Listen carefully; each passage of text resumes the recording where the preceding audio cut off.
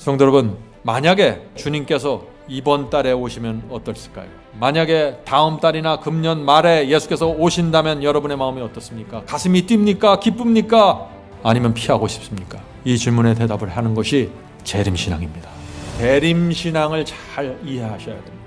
재림신앙을 받아들이면 엄청난 파워로 들어가는 것입니다. 재림신앙으로 들어가는가 들어가지 않는가로 완전히 달라지게 됩니다. 우리 마음에 정말 이 성경이 말하는 부활신앙, 재림신앙이 정확하게 세워지기만 하면 이 세상에 감당할 수 없는 사람이 되면서 참된 행복으로 들어가 버리게 되는 것입니다. 그것이 2023년을 통과하는 신앙의 비결입니다.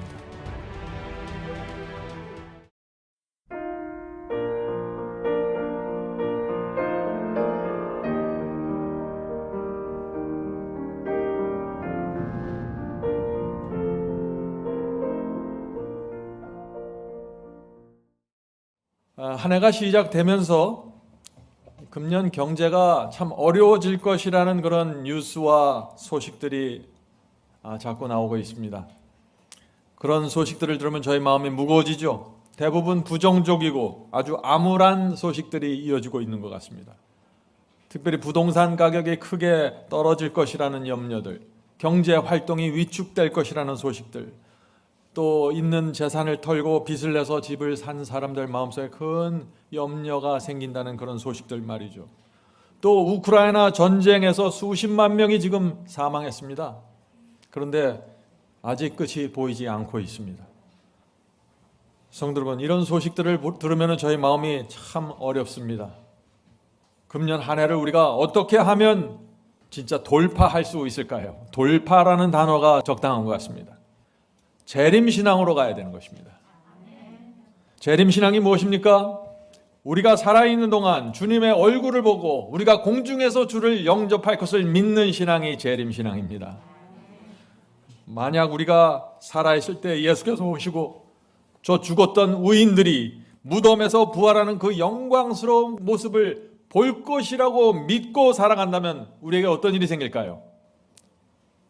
여러분들 마음속에 내가 살아있는 동안 아니면 얼마 후에 아니면 몇 년 후에 반드시 주께서 오신다는 것을 믿고 살아간다면 저와 여러분에게 어떤 일이 생길까요?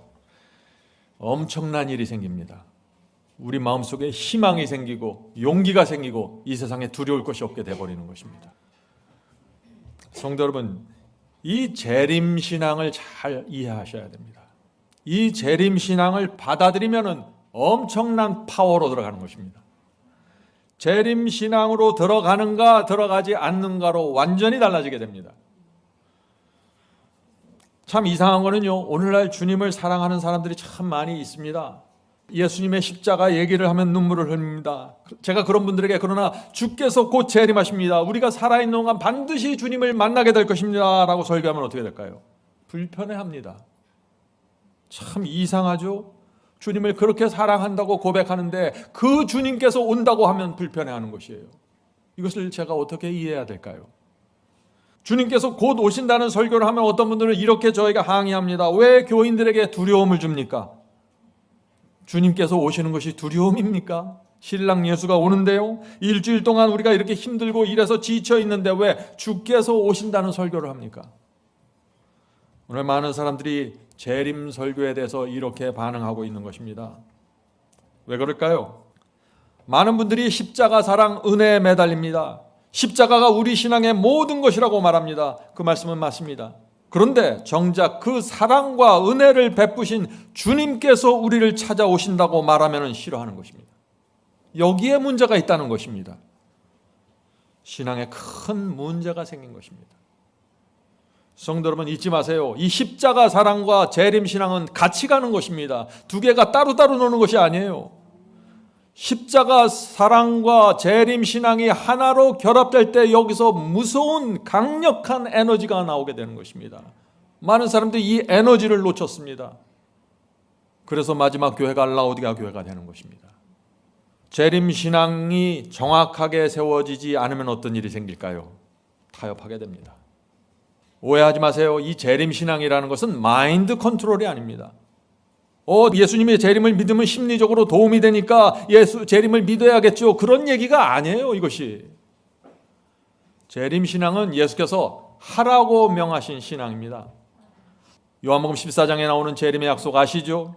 너희는 마음에 근심하지 말라. 내가 가서 처소를 예비하면 내가 다시 와서 너희를 내게로 인도할 것이다. 반드시 올 거야. 기다려라. 재림을 기다려라. 이것이 예수께서 우리에게 말씀하신 신앙입니다. 재림 신앙입니다. 근데 예수께서 왜 이렇게 재림을 기다리라고, 내가 반드시 돌아올 것이라고 그렇게 말씀하셨을까요? 주께서 반드시 재림하실 것이라는 이 믿음이 흔들려 버리면은 우리 신앙은 타협이 되고 거룩함과 순수함과 능력 있는 신앙을 얻지 못하게 된다는 것입니다. 성도 여러분, 십자가만을 통해서 신앙으로 들어가는 건 아니에요. 우리가 주님을 믿는 그 신앙 안에는 다양한 요소들이 있는 것입니다. 십자가의 사랑과 은혜와 자비가 있고, 재림 신앙이 있고, 하나님의 능력이 있고, 말씀하시면 창조하시는 엄청난 위대함이 있는 것입니다. 이 전체가 합해져서 우리를 신앙으로 세우는 것입니다. 요즘 젊은이들이나 나이 든 분들이나 다 걱정이 많죠? 어떤 걱정이 많을까요? 미래에 대한 걱정입니다. 젊은이들은 앞으로 살아갈 긴 인생을 바라보면서 어떻게 하면 언제나 내가 안정적인 삶을 살 수 있을까? 그런 걱정을 하겠죠. 저도 젊었을 때 그 걱정을 많이 했습니다. 50대, 60대도 마찬가지입니다. 50대, 60대도 돼도 여전히 미래를 걱정하게 됩니다. 왜 그래요? 다 큰 자녀들이 또 뒷받침해 줘야죠. 또 요즘은 의학이 발전해서 90세, 100세까지 삽니다. 30대는 몇 년을 더 살아야 돼요? 70년을 더 살아야 됩니다. 50대가 돼도 50년을 더 살아야 됩니다. 그런데 감사한 것은요, 이 세상이 그렇게 오래 갈 것 같지 않다는 것입니다. 이게 얼마나 감사한지 모르겠습니다. 주께서 오시는 소리가 분명하게 들려오고 있는 것입니다. 성도 여러분, 재림신앙으로 가야 됩니다. 내가 살아있는 동안 반드시 주님의 얼굴을 만날 것이고, 공중에서 내가 공중으로 또 올려가서 주를 영접하게 될 것이라는 그 믿음이 내 신앙의 실체로 들어와야 되는 것입니다. 그러면은 우리 마음에 희망이 생기고 용기가 생기고 완전히 다른 세상으로 옮겨가게 되는 것입니다. 전혀 다른 세계, 신앙의 세계로 들어가게 되는 것입니다. 이것을 아셔야 돼요. 이것이 재림 신앙의 파워입니다. 제가 젊은 시절에 20대 후반에 주님을 영접했죠. 고민이 참 많았습니다. 가장 큰 고민은 경제적인 고민이었습니다. 생활이 너무 준비가 되질 않았습니다. 성경은 염려하지 말라, 근심하지 말라 그랬는데 그것이 제대로 되질 않아요.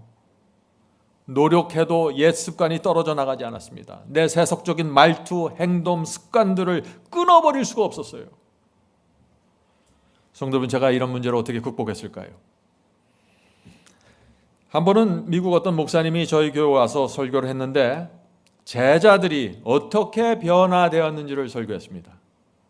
그 무지하고 말 안 듣고 고집이 많고 경쟁심이 강한 질투가 많았던 그 제자들이 어떻게 변화가 되었는지, 그날 그 말씀이 제 인생을 크게 바꿔놓았습니다. 그날 들었던 그 말씀이 뭔지 아세요? 재림신앙이었습니다. 우리가 살아있는 동안 반드시 주께서 오신다는 믿음을 붙잡고 전진하라는 설교였습니다. 저는 그 설교를 들으면서 제 신앙의 문제가 무엇인지 보게 되었어요.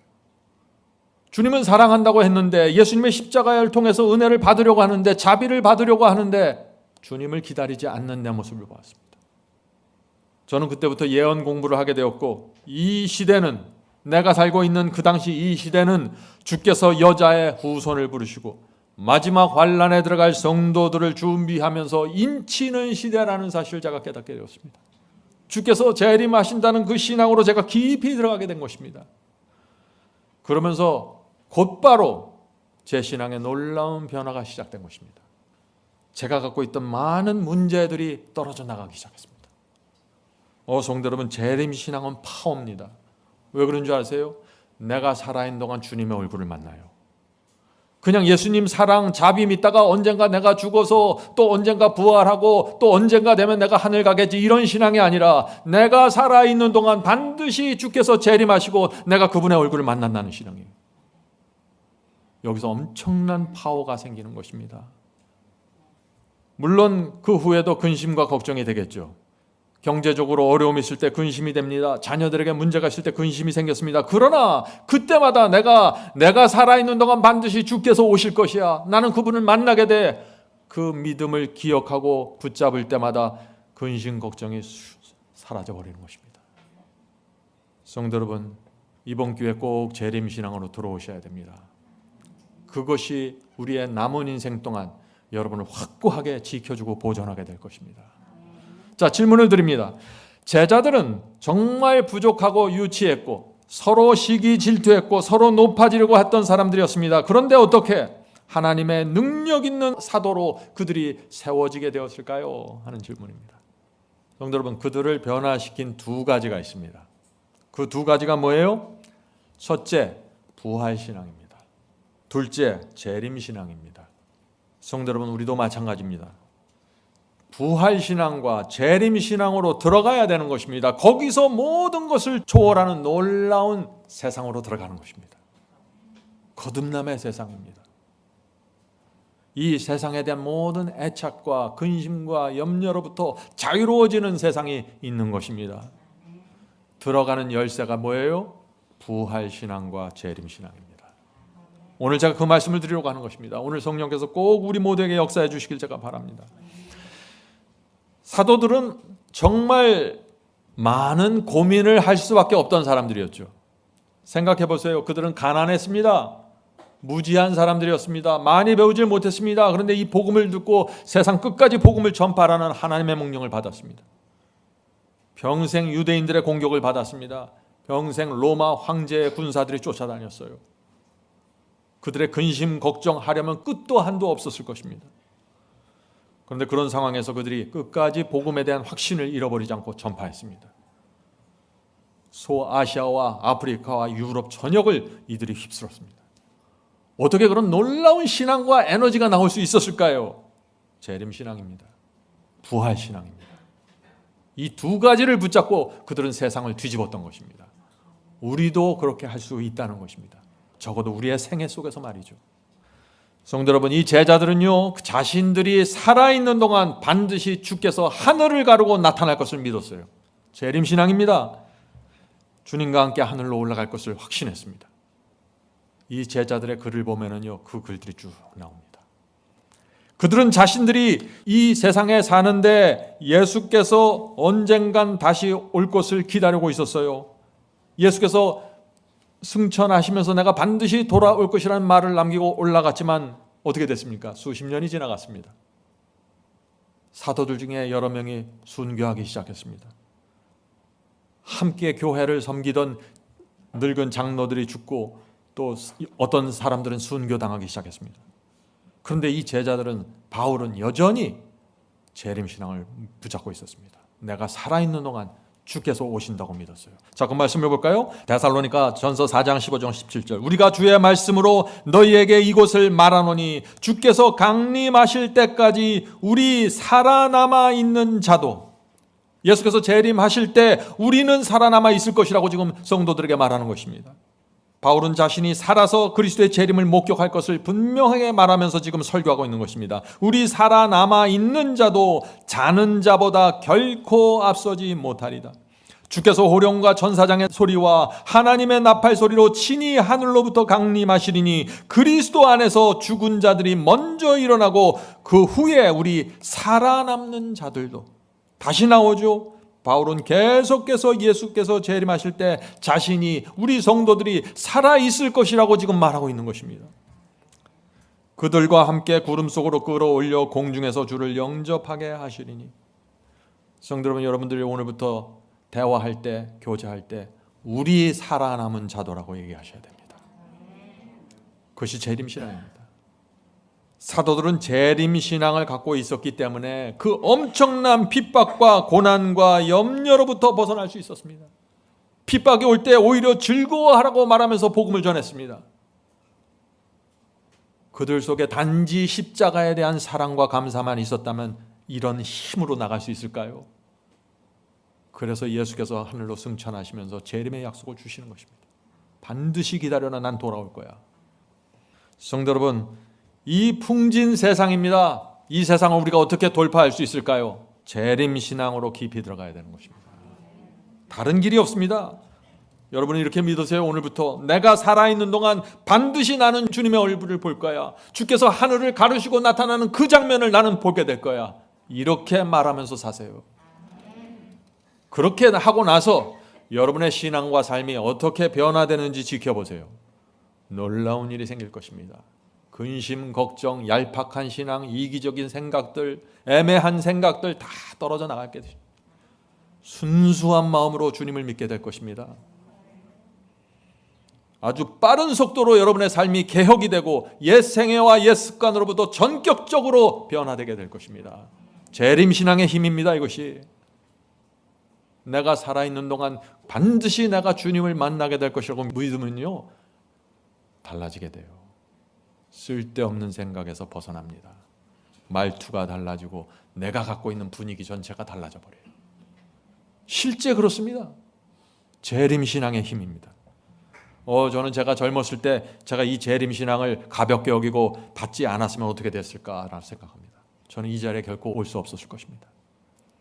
제가 살아오면서 지금까지 30년 동안 수많은 시험들이 있었습니다. 끝없이 이 승리의 복음을 반대하는 사람들이 제 앞에 나타났어요.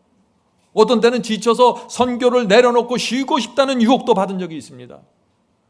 그러나 그때마다 내가 살아있을 때 주께서 재림하실 텐데 내가 여기서 멈출 수 없지, 이런 생각을 갖게 된 것입니다. 성도 여러분, 재림신앙은 놀라운 파워입니다. 여러분의 신앙에 이 파워를 장착시키셔야 됩니다. 재림신앙을 붙잡지 않으면 뜨뜻 미지근함 라오디게아 교회에서 빠져나올 수가 없을 것입니다. 맨날 예수님의 사랑, 은혜 말하면서 실제 삶을 들여다보면 아주 연약하고 감정적이고 오르락내리락하는 그런 상황으로 들어가게 될 것이에요. 십자가의 사랑과 십자가 중심의 신앙과 재림신앙은 반드시 하나에서 결합이 돼야 되는 것입니다. 여기서 에너지가 나오는 것입니다. 사도들도 처음에는 문제가 심각했잖아요. 그죠? 예수께서 이 12 제자들을 3년 반 동안 데리고 다니면서 그들과 함께 먹고 자면서 교육시켰습니다. 최고의 스승 밑에서, 우주 최고의 선생 밑에서 복음을 배우고 먹고 마시면서 잠을 잔 것입니다. 놀라운 결과가 나와야겠죠. 근데 결과가 어땠습니까?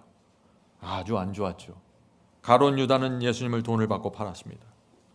예수께서는 법정에 끌려갔고 십자가에 달리셨는데 그때 사도 요한을 제외한 모든 제자들이 꽁지를 감추고 도망가 버렸습니다. 예수님의 설교와 교훈이 완전히 실패한 것처럼 보였습니다.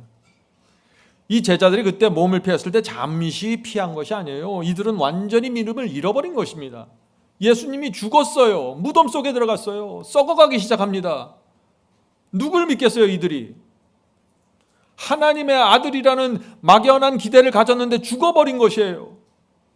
그래서 그들이 모든 것을 하루아침에 다 잃어버린 것입니다.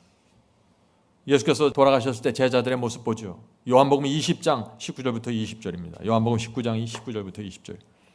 이날 곧 안식 후 첫날 저녁 때 제자들이 유대인들을 두려워하여 모인 곳에 문들을 닫았더니, 자, 어떤 분들은 이 말씀을 갖고 제자들이 일요일 저녁에 예배를 드리기 위해서 모였습니다 생각하는데 이거 예배 상황이 아니에요. 지금 무서워서 두려워서 방문을 걷어당긴 장면이에요. 이 장면이. 모인 곳에 문들을 닫았더니 예수께서 오사 가운데 서서 가라사대 너희에게 평강이 있을지어다. 성도들, 이것이 주님의 모습입니다. 제자들은 지금 다 도망쳐버리고 배신하고 예수님을 욕하고 3번 부인하고 지금 도망쳐서 숨어서 지금 이 방에 문을 걸어 잠그고 잠고 있는데 예수께서 문을 두드리시면서 문을 열고 들어오시는 것입니다. 얼마나 놀랐을까요? 얼마나 창피하고 부끄러웠을까요? 근데 그 예수님이 전혀 책망하지 않고 예수께서 지금 오시는 거예요. 너에게 평강이 있을지어다. 이것이 주님의 모습입니다. 제자들은 주님을 배신했고 버렸습니다. 주님의 이름에 먹칠을 했어요. 주께서 죽었는데 그 시체를 수습할 생각도 안 하고 도망가 버렸어요. 제자들이 아닌 다른 사람들이 시신을 수습했습니다. 이 세상적으로 볼 때 의리 없는 사람들이죠.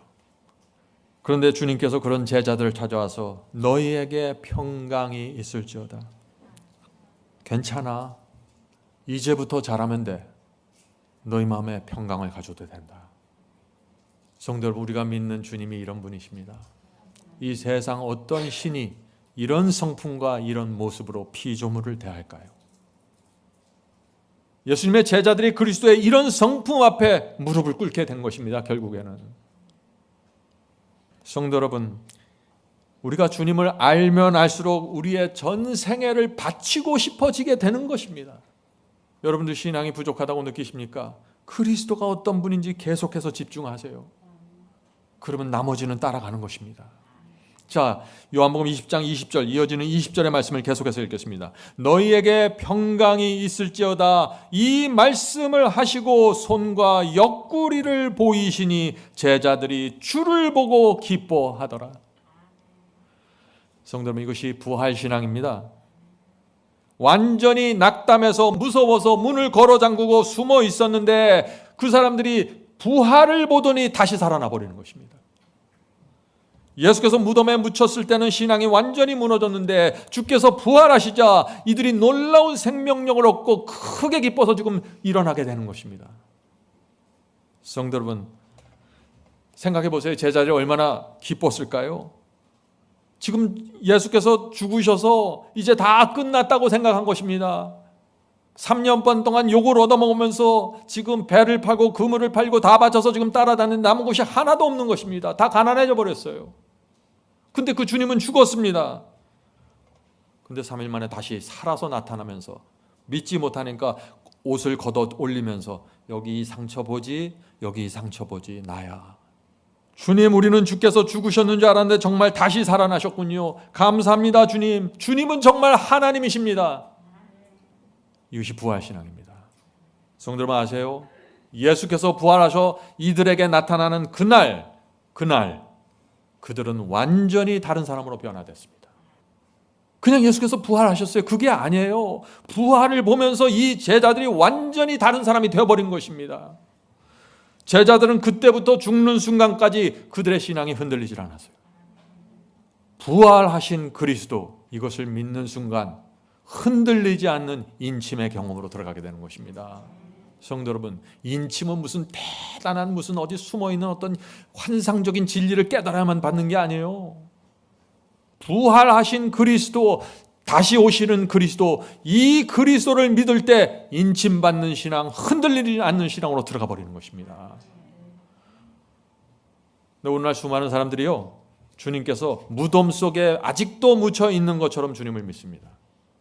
부활하신 그리스도를 믿질 않아요. 우리가 믿는 분은 죽음을 이기고 부활하신 그리스도입니다. 누구든지 그분을 믿고 따르면 생명을 얻게 되는 것입니다. 성도들은 제가 말씀드렸죠. 사도들은 주님의 부활을 목격했을 때 완전히 다른 사람들이었습니다. 세상이 감당할 수 없는 사람이 되었습니다. 죽도록 충성하게 되었습니다. 우리도 그런 신앙을 할 수 있다는 것입니다. 사도들이 어떤 복음을 전했을까요? 부활을 보니 사도들이 어떤 설교를 했을까요? 그들은 이렇게 설교했을 것입니다. 너희들이 조롱하고 놀리고 이단 이설로 몰아갔던 나사렛 예수가 부활했어. 너희들이 핍박하고 법정에 세우고 손에 못 박고 창으로 찔러 죽인 그 나사렛 예수, 너희들이 우습게 보던 그 예수가 무덤에 들어간 지 3일 만에 부활했어. 이제 예수 앞에 나와 복음을 받아. 이것이 그들이 전한 부활신앙입니다. 아무도 이 설교 앞에서 한마디도 할 수 없었어요. 그래서 유대의 수많은 제사장들까지 예수 앞에 나와서 복음을 받게 된 것입니다. 사도들은 이때부터 복음을 받아달라고 사정하지 않았습니다. 그들은 나사렛 예수가 부활했으니 너희들은 이 복음을 받으라고 선포하게 다녔어요. 이 단순한 이 설교를 통해서 아시아와 유럽과 세상이 복음 앞으로 나오게 됐고 수많은 교회들이 세워지게 된 것입니다. 성도 여러분, 신약 성경을 보세요. 무슨 복잡한 교리 갖고 아시아의 7교회들이 세워지는 것이 아닙니다. 많은 사람들이 이 점에 있어서 오해를 하고 있는 것입니다. 많은 교리를 이해해야만 놀라운 신앙으로 할 수 있다고 생각하죠. 오해입니다. 진리는 이것입니다. 진리는 파워이기 때문에 이것은 단 하나만 온 마음으로 내가 확신하고 붙잡아도 큰 변화가 생깁니다. 그리스도께서 십자가에 죽고 3일 만에 부활해서 하늘로 올라가셨고 반드시 우리를 데리러 오신다는 그 엄청난 진리를 받고 믿어드리면 어떻게 될까요? 감당할 수 없는 변화가 생깁니다. 개혁이 이루어지고 말과 행동이 달라지고 삶 전체가 달라지면서 엄청난 일이 생깁니다. 주의 말씀에 죽기까지 충성하게 됩니다. 이것이 인침받는 신앙입니다. 아주 단순한 것이에요. 질문을 드리죠. 무덤에서 부활해서 나타나신 주님의 모습을 보면서 제자들의 마음에 무엇이 생각났을까요? 부활하신 주님께서 나타났습니다. 그때부터 제자들의 마음속에 어떤 생각들이 스쳐 지나갔을까요? 과거에 예수께서 십자가에서 돌아가시기 전에 자기들에게 3년 반 동안 그렇게 가르쳐 주려고 애썼던 이야기들과 가르침과 진리들이 하나씩 떠오르지 않았겠어요? 십자가 이전에는 이 제자들이 엉뚱한 기제를 갖고 엉뚱한 마인드를 갖고 주님을 따랐기 때문에 전혀 들리질 않았습니다. 말씀이 와도 그냥 지나가 버렸어요, 머리 위로. 근데 이제는 제자들이 진리를 정확하게 보기 시작하는 것입니다. 어떻게 이런 일이 생겼을까요? 하나님의 능력을 보았기 때문이다. 십자가 사랑도 중요합니다. 그러나 부활하시는 하나님의 능력을 보아야 되는 것입니다. 사랑과 능력은 하나로 결합되어야만 그 복음이 완전한 복음이 돼서 나를 무너뜨리고 죄로부터 해방되는 것이에요. 전에는 이 제자들이 주님께서 유대인의 왕이 되어주기를 원해서 그래서 쫓아다녔는데 이제는 주님께서 십자가에서 피를 흘리고 죽은 어린 양이 되셨다는 성경의 진리 그대로 보기 시작하는 것입니다. 십자가에서 돌아가셨을 때 지성소의 휘장이 위에서 아래로 찢어졌다는 사실을 알게 되면서 이제 이 땅의 지상성소도 필요 없게 되었다는 진리를 또 깨닫게 되는 것입니다. 계속해서 진리가 밀려 들어오는 것입니다. 이들 마음속에. 더 이상 용서와 구원을 얻기 위해서 유대인의 제사장들 찾아다닐 필요 없고 성소에 가서 양을 잡을 필요가 없다는 이 진리가 마음에 깊이 새겨지게 되는 것입니다. 그러면서 담대한 마음으로 이스라엘 유대 교회를 향해서 놀라운 복음을 전하는 것입니다. 이들 마음속에 진리가 점점 더 분명하게 세워지면서 구약 성경에 나오는 메시아에 대한 수많은 예언들이 나사렛 예수에게 완전하게 성취된 사실을 확인하게 되는 것입니다. 성도 여러분, 한 사람이 성장하는 과정이 이렇다는 것입니다. 마음속에 있는 마인드 세팅이 달라져야 됩니다. 하나님께 대한 기대가 달라져야 됩니다. 기복신앙 이런저런 거 다 내려놓으셔야 돼요. 성경이 말하는 그 진리 그대로 들여다보면서 가야 되는 것입니다. 그럴 때 마음에 확신을 더하면서 채워져 가는 것입니다. 이 제자들은 드디어 구약 성경을 있는 그대로 볼 수 있게 되었던 것입니다. 미가서 5장의 예언대로 예수께서 베들레헴에서 태어나셨다는 사실을 확인하게 됐습니다. 이사야 7장 예언대로 예수는 처녀에게 태어났다는 사실을 확인했죠. 예레미야 23장의 예언대로 예수님은 다윗의 혈통으로 태어나셨다는 사실을 알게 되었습니다. 스가랴 21장 예언대로 예수님은 가룟 유다에게 배신당하셨고 스가랴 12장 예언대로 예수님은 십자가에 그대로 못 박히셨고 이사야 53장 예언대로 예수님은 부자의 무덤에 들어가 장사되었고 호세아 6장 예언대로 예수님은 3일 만에 부활하셨습니다. 제자들이 구약 성경의 이 예언이 예수님의 생애 전체를 통해서 하나하나 순서대로 이루어져 갔다는 사실을 목격하는 것입니다. 전에는 이기심과 교만과 욕심 때문에 보이질 않았는데 이제는 보이기 시작하는 것입니다. 예수께서 3년 반 동안 그들에게 그렇게 알려주려고 해도 배우지 못했던 그 진리들이 아주 짧은 순간에 짧은 시간에 그대로 전파되면서 확신으로 채워져 가는 것입니다. 부활했기 때문에 이 사건이 생겼다는 것입니다. 부활을 믿으면서 이런 일들이 생겼다는 것입니다. 부활을 믿으셔야 돼요. 그건 단순히 하나의 사건이 아닙니다. 그것은 엄청난 하나님께서 살아계시다는 증거를 받는 것입니다. 성도 여러분, 지금 제가 무엇을 말하고 있는지 아세요? 제자들이 깨달은 그 똑같은 진리를 저와 여러분도 이미 깨닫고 있다는 것입니다. 우리도 제자들처럼 놀라운 신앙으로 들어갈 수 있는 모든 상황과 조건 속으로 들어가고 있다는 것입니다.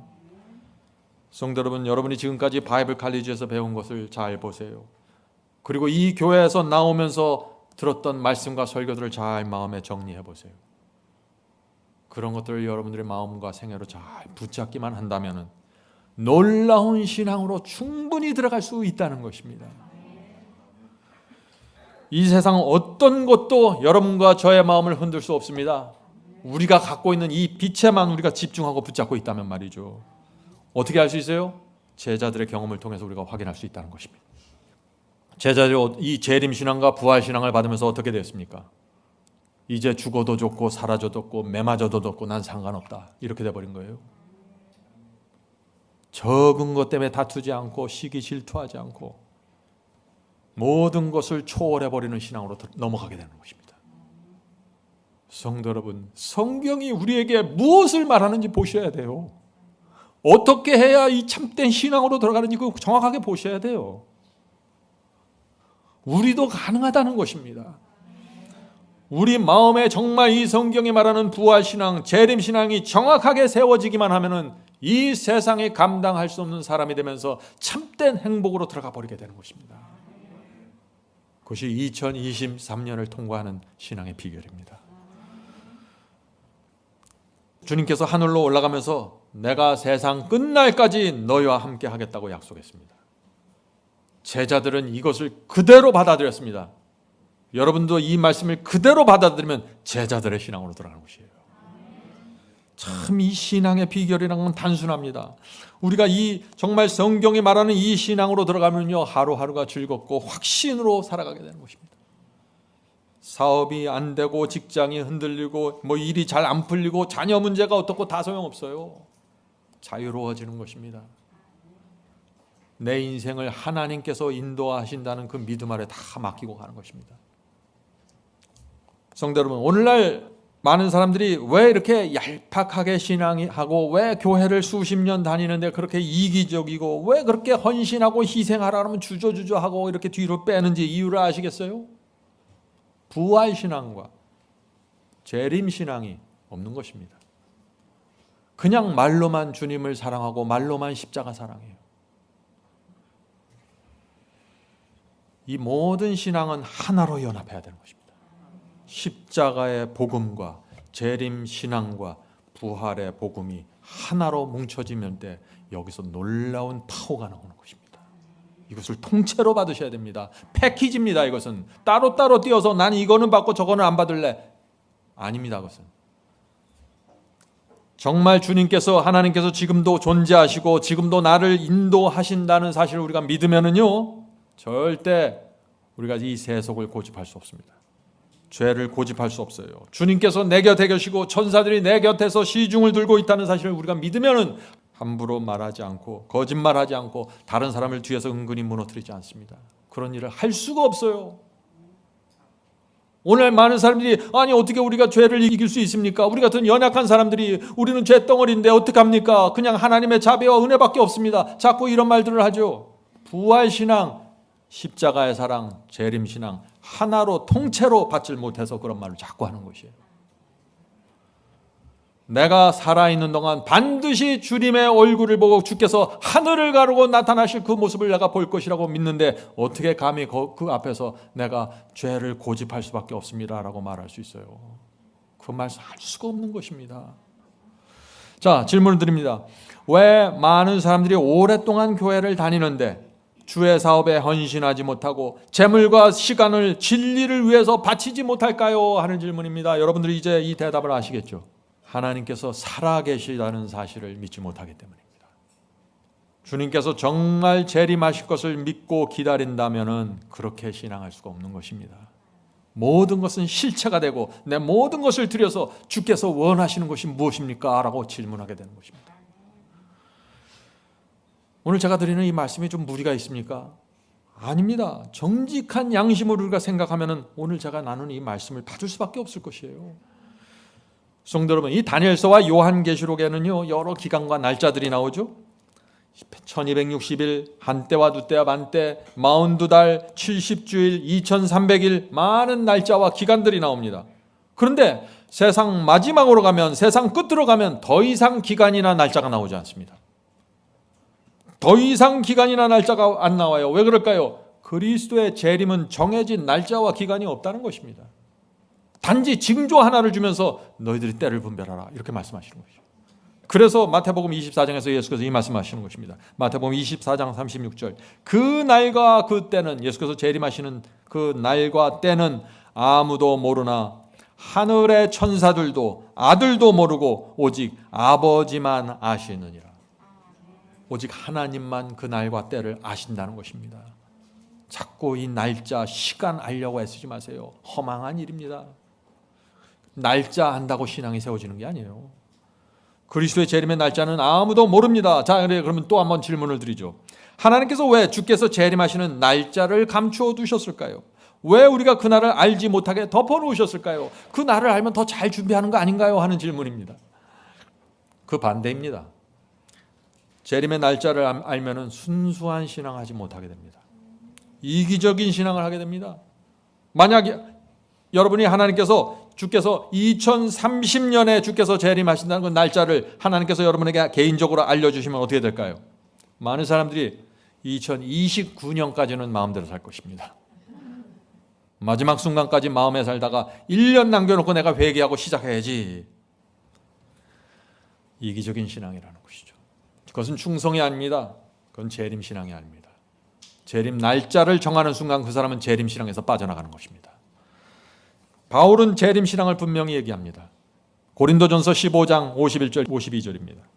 고린도전서 15장 51절 52절 보라 내가 너희에게 비밀을 말하노니 우리가 다 잠잘 것이 아니요 마지막 나팔에 순식간에 홀연히 다 변화되리니 우리의 육신이 썩어 죽어갈 육신이 영생할 수 있는 그 몸으로 교체가 된다는 것이죠. 새롭게 변화된다는 것입니다.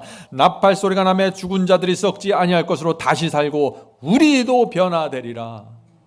무슨 뜻이에요? 그날 우리도 변화돼. 우리도 살아있을 거야. 우리는 지금 살아서 그리스도의 재림을 맞이할 거야. 기다려야 돼. 이 말씀을 하시는 거예요. 주께서 오시는 날에 죽은 자들이 무덤에서 부활할 텐데 그때 우리는 살아있는 상태에서 주님을 만날 거야. 그때 우리는 썩지 않는 영생할 수 있는 몸을 받을 거야. 초대교회 성도들이여 지치지 마라. 힘을 내라. 이제 바로 눈앞에 다가와 있다. 이렇게 말씀하시는 것입니다. 재림신앙입니다. 바울은 평생 이 신앙을 붙잡고 평생 순교하는 그날까지 간 것입니다.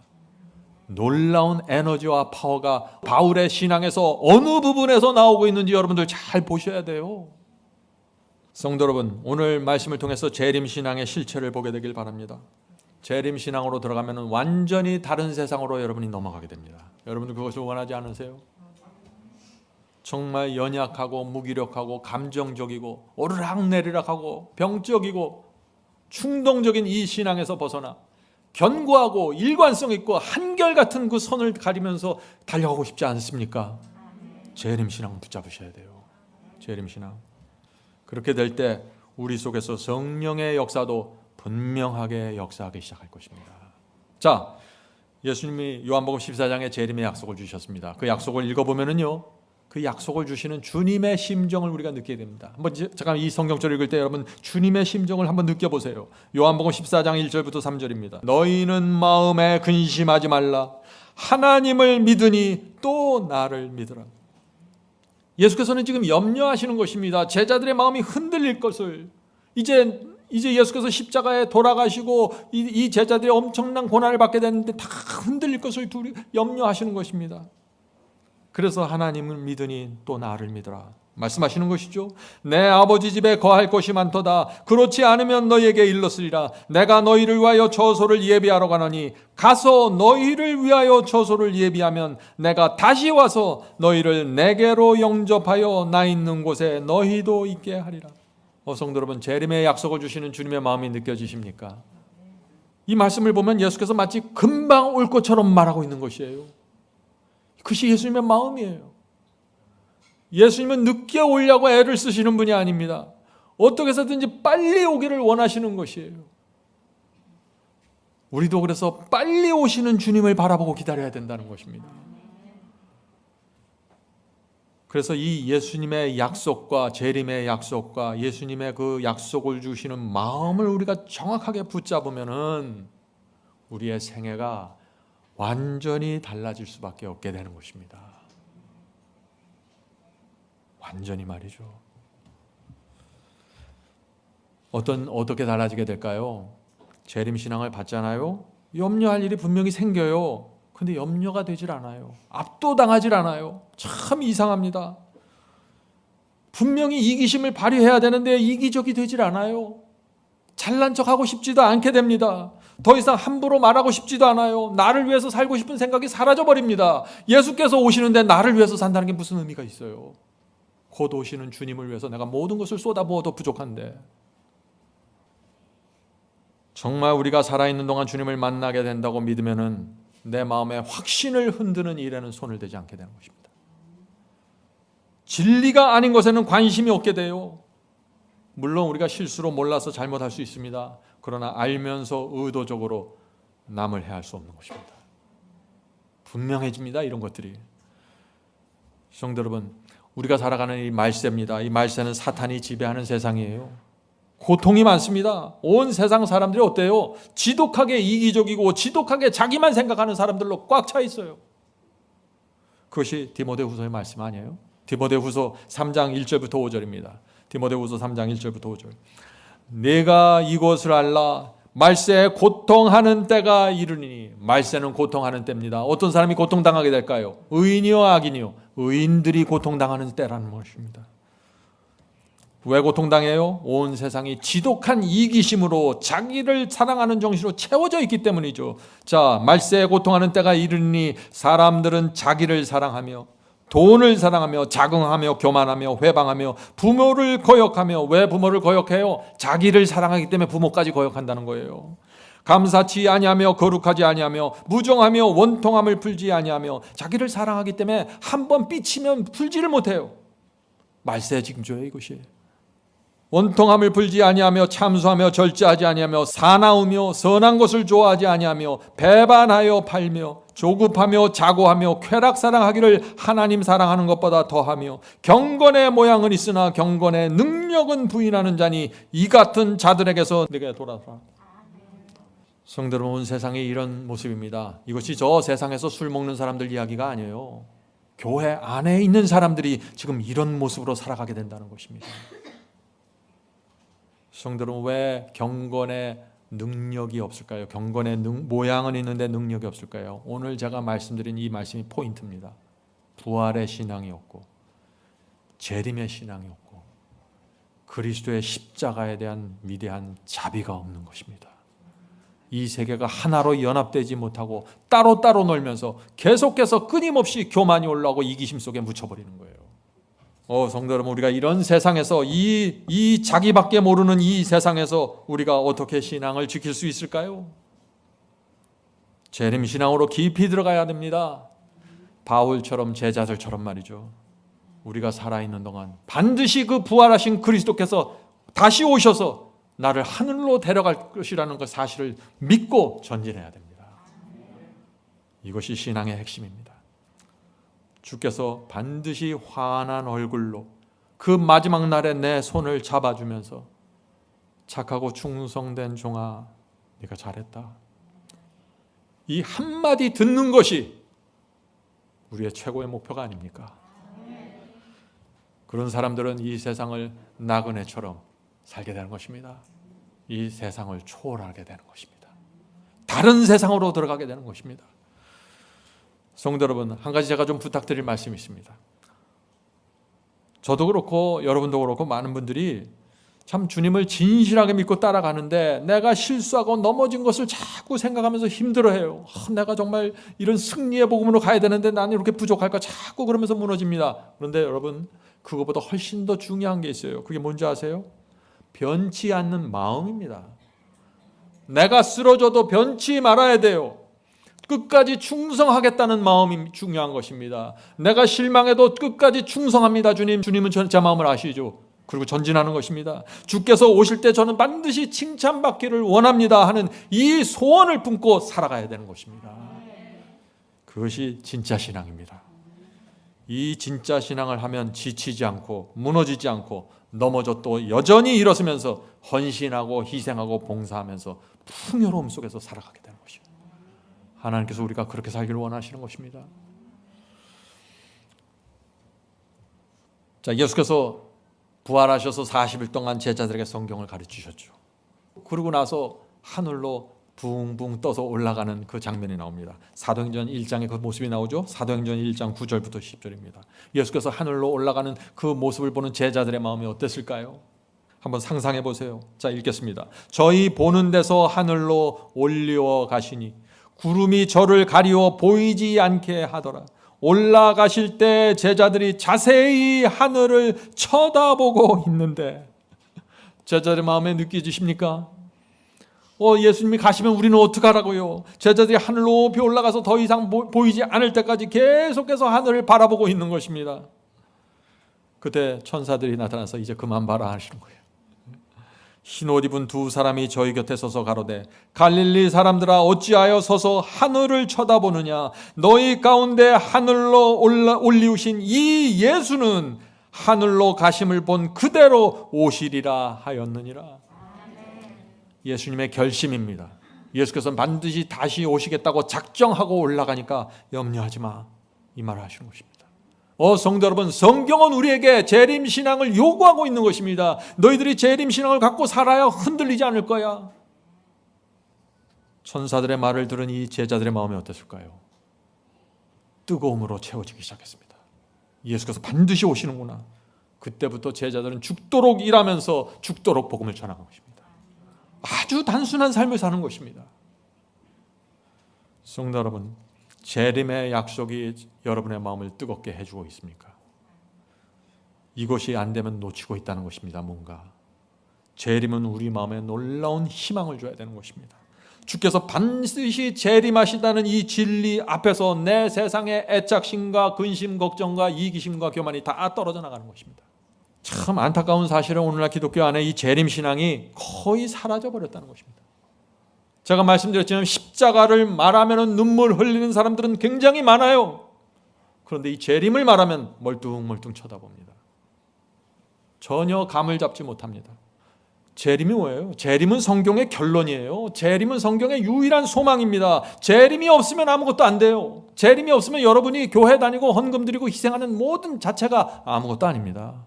예수께서 재림 안 하시는데, 재림에서 여러분이 드린 신앙과 희생과 순종과 모든 것이 결론이 나타나는 것입니다. 재림을 기다리셔야죠. 재림은 우리가 이 죄 많고 고통 많은 지구를 벗어날 수 있는 유일한 길입니다. 어떻게 재림을 사모하지 않을 수 있을까요, 그리스도인이? 자, 질문을 드립니다. 이제부터 여러분이 이제 이 질문에 대답할 수 있을 것입니다. 우리가 왜 죄를 고집하고, 우리가 왜 자꾸 뒤로 물러가고, 우리가 왜 자꾸 의기소침해지고, 우리가 자꾸 왜 어중간하게 신앙을 하게 될까요? 하는 질문입니다. 왜 그럴까요? 재림신앙이 없는 것입니다. 재림신앙. 내가 반드시 주님의 얼굴을 보게 될 것이라는 확신이 없어요. 지금이 마지막 시대인 것을 믿으십니까? 예수께서 정말 이 시대 안에 오실 것이라는 징조를 보고 계십니까? 그러면 재림신앙을 가지셔야 됩니다. 그런 사람들은 어떤 시련과 고난 속에서도 전진하게 될 것입니다. 자, 사도행전 12장 1절 2절 보겠습니다. 사도행전 1장 1절 2절. 재림신앙을 가진 사도들의 죽음이 나옵니다. 그때 헤롯 왕이 손을 들어 교회 중 몇 사람을 해하려 하여 요한의 형제 야고보를 칼로 죽이니, 이 사도 야고보는 칼로 쳐서 죽임을 당했다고 했습니다. 제자들 중 첫 번째 순교자가 되었습니다. 12제자 중 11명이 다 죽었죠. 그들이 어떻게 죽는 날까지 충성을 바칠 수 있을까요? 그들이 호의호락하면서 멋있게 살다가 죽은 것이 아니에요. 예수 그리스도의 복음을 받는 그 순간부터 죽는 그날까지 하루도 편할 날이 없었어요. 그런데 흔들리지 않았습니다. 끝까지 충성했습니다. 왜 그랬을까요? 보상의 신앙입니다. 예수께서 반드시 재림하셔서 나에게 보상해 주실 것을 이들은 믿었습니다. 이것이 재림 신앙입니다. 성도 여러분, 제가 말씀드립니다. 십자가 사랑만 신앙이 아닙니다. 십자가 보다가 재림을 놓치면 신앙은 무너지는 것입니다. 성소에는 번제단만 있는 것이 아닙니다. 성소에는 번제단에서 어린 양을 죽이고 피로 용서함을 받은 사람은 지성소에 계신 하나님을 향해서 계속해서 나가야 되는 것입니다. 성소의 최종 목적지가 어디입니까? 지성소예요. 번제단이 아니에요. 오늘 많은 사람들이 번제단에만 매달려 있는 것입니다. 그런데 그런 사람들은 연약하고 쉽게 흔들리고 요동치는 신앙을 하게 될 것입니다. 그러면서도 자기 신앙이 왜 이렇게 연약하고 무기력한지 이유를 모르게 될 것이에요. 성도 여러분, 생각해 보세요. 주께서 우리를 위해서 번제단에서 십자가에서 피 흘리고 죽은 이유가 무엇입니까? 이유가 무엇이에요 도대체? 예수께서 재림하실 때 우리가 맞이하게 하기 위해서 피를 흘리고 죽으신 거예요. 거기에 결론이 있는 것입니다. 그런데 사람들은 십자가, 난 여기서 한 발자국도 벗어나지 않을 거야. 십자가가 모든 것이야. 이 말만 계속 반복하고 있는 것이죠. 재림을 위해서 예수께서 피를 흘리신 것입니다. 이 사실에 동의하시나요? 동의하시면은 오늘부터 여러분들은 완전히 다른 신앙으로 가셔야 됩니다. 재림을 바라보고 기다리셔야 되는 것입니다. 마가복음 8장 35절 보겠습니다. 마가복음 8장 35절. 누구든지 제 목숨을 구원코자 하면 잃을 것이요 누구든지 나와 복음을 위하여 제 목숨을 잃으면 구원하리라. 성도 여러분, 이 말씀은 많은 사람들에게 부담을 주는 말씀입니다. 복음을 위해서 어떻게 목숨까지 바칠 수 있습니까? 하는 질문들을 많이 하죠. 왜 그래요? 주께서 다시 오시기 때문입니다. 주께서 무덤 속에 그냥 묻혀 있으면 아무도 이렇게 살지 않을 거예요. 부활하셨습니다. 승천하셨습니다. 그리고 다시 오실 것이라고 약속해 주셨습니다. 그러니까 물불 가리지 않고 나가는 것이에요. 이것이 기독교 신앙입니다. 이런 신앙을 한 그 마지막 날에 내가 모든 것을 보상받고 하늘 도성에 들어가기 원합니다. 이 신앙으로 들어가 버리면은요, 그 다음부터는 나를 붙잡는 어떤 것도 있을 수 없어요. 어떤 성경학자가 말했습니다. 그리스도의 재림에 대한 말씀이 성경 전체에 몇 번이 나올까요? 2500번 이상 나온다고 합니다. 2500번 이상 나와요. 무슨 뜻이에요 이것이? 매 11번째 성경절이 나올 때마다 성경은 예수께서 다시 오신다는 성경을 반복하고 있다는 것입니다. 말씀을. 놀라운 얘기 아니에요? 하나님께서 한 번만 말씀하셔도 달이 생기고 우주가 생길 수 있는데, 그런 엄청난 능력의 하나님이신데 그 말씀을 2500번 이상 반복하면서 매 11번째 성경절마다 계속 내가 다시 올 거야를 얘기하는 거예요. 이 약속이 이루어질까요? 이걸 믿어야 된다는 것입니다. 그러면은 여러분의 성격과 여러분의 인생과 계획과 모든 것이 변화될 수밖에 없습니다. 여러분이 순수한 마음으로 이 세상을 살아가게 될 것입니다. 제가 젊었을 때 이 신앙을 받아들이면서 전혀 다른 차원으로 주님을 믿고 따라가기 시작했습니다. 재림이 없는 신앙은 신앙이 아닙니다. 재림은 소망이고 파워이고 능력 있는 신앙으로 들어갈 수 있는 열쇠입니다. 자, 요한계시록 12장 12절 보겠습니다. 마귀가 자기의 때가 얼마 못된 줄을 알므로 크게 분내어 너희에게 내려갔습니다. 이 마귀도 알아요. 마귀도 주의 재림을 믿습니다. 마귀도 자기가 활동할 수 있는 때가 얼마 남지 않았다는 사실을 알고 있어요. 그래서 마지막으로 몸부림을 치고 있는 것이에요. 그런데 누구만 몰라요? 주님을 믿는 사람들만 지금 모르고 있는 것이에요. 관심이 없어요. 마귀의 때가 얼마 남지 않았다고 지금 마귀도 두려워하고 있는데 사람들은 관심이 없어요. 마치 예수께서 100년, 200년은 1000년은 올까 말까 하는 생각으로 십자가만 붙들고 사는 것입니다. 난 이게 도대체 이해가 안 돼요. 전혀 논리적이지도 않고 전혀 합리적이지도 않고 뭔지를 모르겠어요. 이 신앙이 도대체. 이사야 25장 9절입니다. 이사야 25장 9절. 그날에 말하기를, 자, 예수께서 재림하시는 그날에 말하기를, 이는 우리의 하나님이시라. 우리가 그를 기다렸으니 그가 우리를 구원하시리로다. 이는 여호와시라. 우리가 그를 기다렸으니 우리는 그 구원을 기뻐하며 즐거워하리라 할 것이며. 성도 여러분, 우리는 정말 주의 재림을 기다리고 있습니까? 주께서 오시는 날 우리가 주님의 얼굴을 보면서 주님 아시죠? 제가 주님을 얼마나 기다렸는지 아시죠? 이렇게 말할 수 있나요? 재림 신앙이 아니면 이 신앙 고백을 할 수 없다는 것입니다. 하나님 앞에서 말이죠. 그러나 주님을 사모하고 기다리는 사람들은 이 땅에서 행복하게 됩니다. 어떤 상황에서도 자족하게 됩니다. 두려움 없이 나그네로 살아가게 됩니다. 인생 최고의 행복이 여기서 시작되는 것입니다. 성도 여러분, 만약에 주님께서 이번 달에 오시면 어떨까요? 만약에 다음 달이나 금년 말에 예수께서 오신다면 여러분의 마음이 어떻습니까? 가슴이 뜁니까? 기쁩니까? 아니면 피하고 싶습니까? 이 질문에 대답을 하는 것이 재림신앙입니다. 사도 요한은 계시록의 그 긴 22장의 긴 예언을 기록한 후 재림신앙을 또 고백합니다. 요한계시록 22장 20절입니다. 요한계시록 22장 20절. 이것을 증거하신 이가 가라사대 내가 진실로 속히 오리라 하시거늘. 예수께서 요한계시록의 계시 전체를 요한에게 보여주고 나서 지금 요한에게 내가 진실로 속히 오리라 약속해 주시는 것입니다. 거기에 대한 대답이 뭐예요? 요한의 대답이 아멘 주 예수여 어서 오시옵소서. 성도 여러분, 이것이 재림신앙입니다. 사실 예수님도 그렇고 요한도 그렇고 금방 올 수 없다는 사실을 아세요. 왜요? 중세기 1260년의 예언을 다 보여주셨어요. 앞으로 긴 세월이 흘러갈 걸 다 보여주셨어요. 요한은 자기 시대에 주께서 오실 수 없다는 것을 알았습니다. 이 세상 마지막 때 이 기독교회가 라오디게아 교회면서 완전히 무너질 것을 봤어요. 엄청난 세월이 지나가는 것을 본 것입니다. 그런데 이 요한이 아멘 주 예수여 어서 오시옵소서, 이 말로 계시록을 마치는 것입니다. 재림신앙입니다.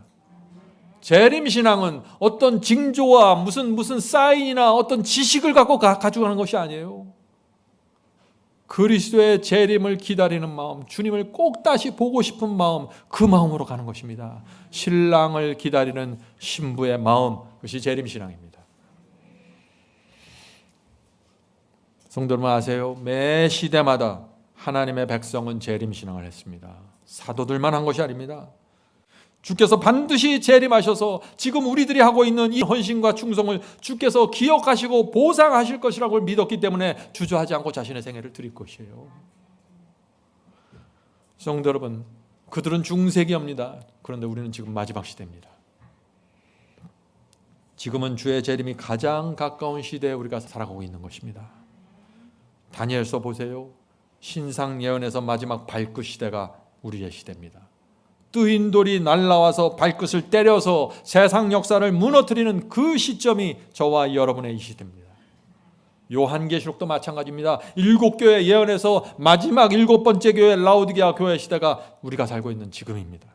7 나팔 마찬가지입니다. 모두 마지막 시대에 우리가 살고 있다는 것을 증거하고 있습니다.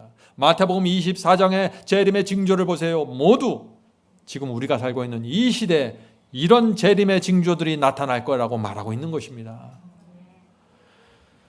그래서 우리는 이 세상은 흔들리고 좌절하고 실망할 때 재림신앙을 붙잡고 있는 사람들은 가장 어두운 암흑 속에서 가장 분명한 빛을 잡고 큰 희망을 갖고 전진하게 되는 것입니다.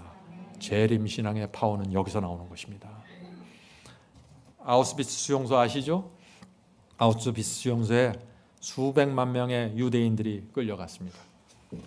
그 수용소에 들어가면은 옷을, 이 새로 들어온 이 수용소 유대인들에게 옷을 나누는데 그 옷이 뭐예요? 이미 앞에서 깨쓰셔서 죽은 시체들에서 벗겨낸 옷들이에요, 다. 그러니까 수용소에 그 옷을 입고 들어가는 것입니다. 그들의 마음이 어땠을까요? 전혀 희망이 없는 것입니다. 수용소에 들어가는 그날부터 계속해서 중노동을 합니다. 식사는 한쪽에 빵과 건더기도 없는 멀건 국을 마시면서 살아가는 것입니다. 열심히 뛰어다니면서 일하지 않으면 얻어맞습니다. 일하고 막사로 들어오면 다리가 온통 부어서 오랫동안 신발을 벗지 못한 채 자게 된다고 합니다. 그것이 수용소에 살다 나온 유대인의 고백이에요.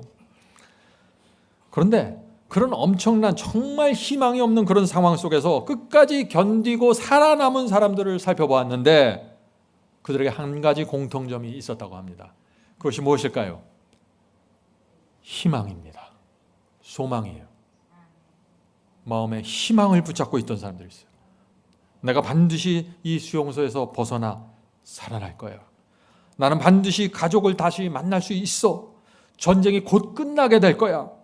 이 희망을 붙잡고 있었던 사람들은 살아남았다고 합니다. 하루는 그 수용소에 어떤 사람이 밤에 잠을 자다가 꿈을 꿨는데 꿈속에서 어떤 노인이 나타나서 이렇게 말했다고 합니다. 네가 갖고 있는 질문 중에 한 가지 질문만 내가 대답해 줄 테니까 한번 물어봐. 이렇게 노인이 질문했대요. 그랬더니 이 사람이 꿈속에서 이 전쟁이 언제 끝날 것 같습니까? 언제 내가 여기서 벗어나서 자유를 얻을까요? 하고 물어봤다고 합니다. 그랬더니 노인이 아주 분명한 음성으로 1945년 3월 30일에 전쟁이 끝날 거야 라고 대답해 줬어요. 그때부터 이 사람의 마음에 무엇이 생겼을까요? 큰 희망이 생겼습니다. 희망만 생긴 게 아니에요. 변화가 생겼어요. 왜? 이제 자유를 얻을 시간이 정해진 것입니다. 그 다음 날부터 노동을 하는데 콧노래를 부르는 거예요. 사람들이 다 보는 거예요. 지금 저 사람 제정신이야? 성도 여러분, 이것이 희망이 주는 파워입니다. 재림은 파워입니다.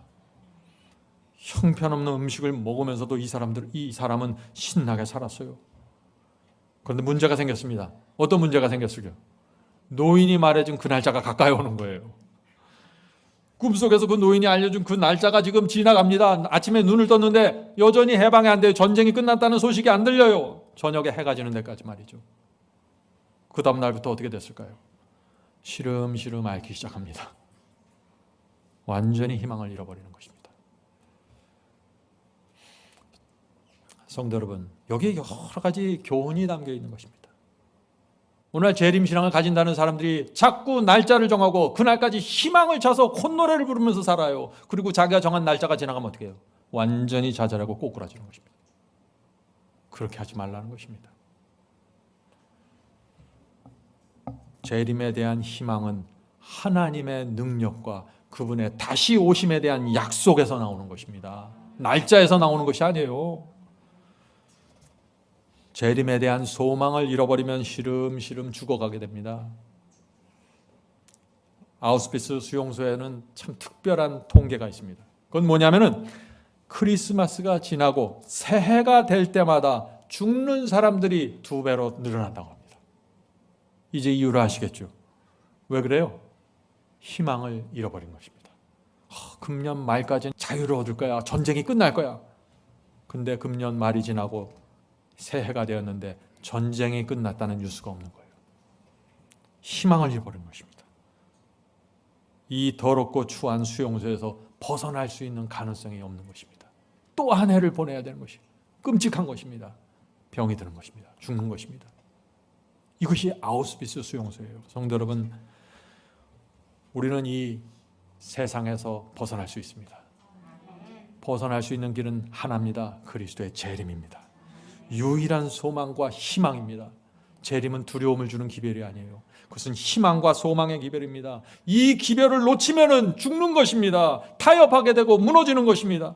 그런데 이 기별을 붙잡으면은 그때부터 놀라운 희망이 생기고 용기가 생기고 파워가 생기면서 근심과 걱정과 죄들이 떨어져 나가는 것입니다. 자녀 문제, 건강 문제, 경제 문제, 문제 많죠. 재림 신앙으로 들어가면은 떨어져 나갑니다. 그리스도에 대한 희망과 용기를 가지고 전진하게 되는 것입니다. 성령께서 우리를 이 성경이 말하는 재림신앙으로 끝까지 인도해 주시길 제가 간절히 바랍니다. 하늘에 계신 저희들의 아버지, 저에게 재림신앙을 가르쳐 주셔서 감사합니다. 주께서 저에게 재림에 대한 약속을 주시지 않았으면 저희가 얼마나 힘들었을까요? 그러나 주께서 저에게 분명한 재림의 약속을 주셨고 제자들이 그 재림의 약속을 붙잡고 살았고 매 시대마다 주의 충성스러운 백성들이 그 약속을 붙잡고 모진 고난과 시련 속에서도 주님께 충성을 바치면서 삶을 살았습니다. 주여, 저희도 이 시대에 그 신앙으로 들어가길 원합니다. 지금이야말로 어떤 때보다 재림 신앙을 필요로 하는 때입니다. 주께서 재림하신다는, 반드시 오신다는 그 믿음으로 들어갈 수 있도록 도와주시옵소서. 그 믿음을 통해서 저희를 붙잡고 있는 여러 가지 문제들로부터 자유로워지고 모든 것을 주님께 맡길 수 있는 그 신앙으로 들어가게 축복해 주시옵소서. 주여, 주께서 주신 진리대로 좁은 길을 가는 것이 저희 부족한 사람에게 쉽지 않습니다. 그러나 그리스도께서 반드시 재림하시고 우리의 희생과 순종에 상을 주시고 위로하시고 하늘 도성문을 열어주신다는 그 진리가 저희로 하여금 모든 것을 이기고 극복하게 만듭니다. 주여, 재림해 주셔서 감사합니다. 어서 오시옵소서. 주여, 저희가 기다리고 준비하길 원합니다. 복음을 나누길 원합니다. 어떤 상황 속에서도 자족하면서 만족하면서 살 수 있도록 축복해 주시옵소서. 오늘 함께 예배드리는 성도들에게 함께하여 주시고 정말 한 해 동안 살 수 있는 에너지를 허락해 주시옵소서. 재림신앙을 붙잡고 이 해를 돌파할 수 있도록 축복해 주시옵소서. 예수님의 이름으로 간절하게 기도드립니다. 아멘.